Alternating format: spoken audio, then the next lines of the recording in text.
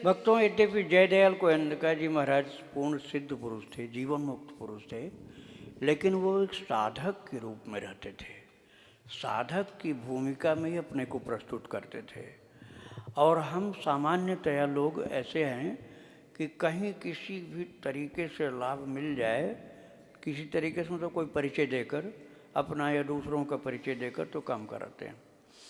लेकिन जयदयाल गोयंदका जी एक तीर्थ यात्रा में थे, तो एक धर्मशाला में गए और वहाँ उनको कमरा नहीं मिला। तो जब वो निकल के जाने लगे तो मैनेजर जो था धर्मशाला का, उससे एक व्यक्ति ने कहा कि आपने इनको पहचाना नहीं? बोले नहीं, हम तो नहीं पहचाने। अरे बोले, गीता प्रेस के संस्थापक और अध्यक्ष हैं ये जयदयाल गोयंदका जी हैं। तो भागा गया वो बुलाने, महाराज हम पहचान नहीं पाए, आपको कमरा मिलेगा, आप गीता प्रेस के अध्यक्ष सेठ जी हैं, हम आपको पहचान नहीं पाए। बोले अब मैं कमरा नहीं लूँगा। बोले क्यों? बोले मैं गीता प्रेस का अध्यक्ष गीता प्रेस के अंदर रहता हूँ, जब गीता प्रेस का काम करता हूँ, गीता प्रेस के ऑफिस में या कोई उस काम में रहता हूँ, तब मैं गीता प्रेस का अध्यक्ष होता हूँ। अभी मैं तीर्थ यात्री हूँ, अब मैं गीता प्रेस का अध्यक्ष नहीं, जयदयाल गोयंदका तीर्थ यात्री हूँ, इसलिए मैं गीता प्रेस के नाम पर लाभ नहीं उठा सकता हूँ। मैं गीता प्रेस के नाम पर, मैं गीता प्रेस के अध्यक्ष के नाम पर ये कमरा नहीं ले सकता हूँ। मैं तीर्थ यात्री के रूप में कमरा पा जाता तो रुक जाता, लेकिन तीर्थ यात्री को तो आपने कमरा दिया ही नहीं। अब गीता प्रेस के अध्यक्ष के रूप में आप देना चाहते, उसको वो लाभ मैं नहीं उठा सकता हूँ, वो गलत हो जाएगा, बेईमानी की बात हो जाएगी। ऐसा आदर्श था उनका। और उनकी शक्ति कैसी थी? भगवान की शक्ति प्रकट होती थी, ये बहुत लोगों ने देखा था। आप लोगों ने चित्रकूट में दर्शन किया होगा तो शायद रामशैया का दर्शन किया होगा।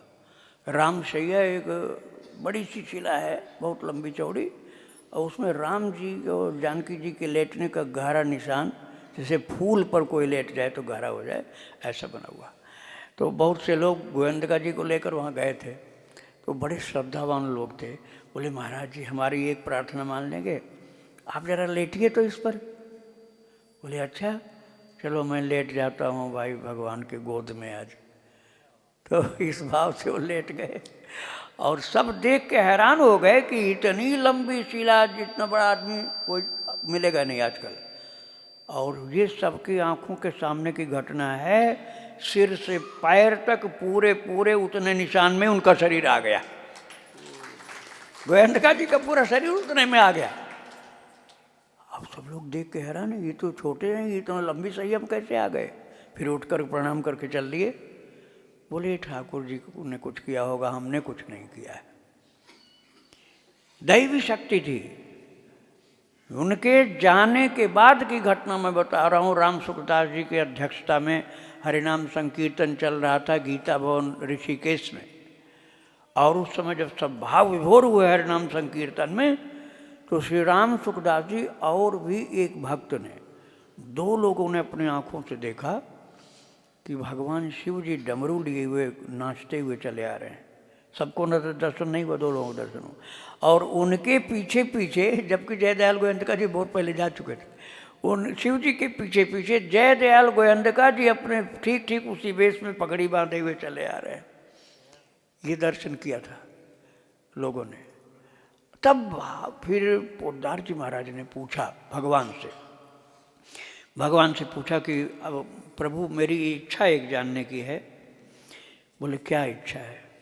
बोले मैं कुछ विषय मैं जानना चाहता हूँ, क्योंकि मैं गोयंदका जी महाराज की शक्ति नहीं समझ पाया। मैं इतना जानना चाहता हूँ कि आप किस चीज़ से प्रसन्न होते हैं?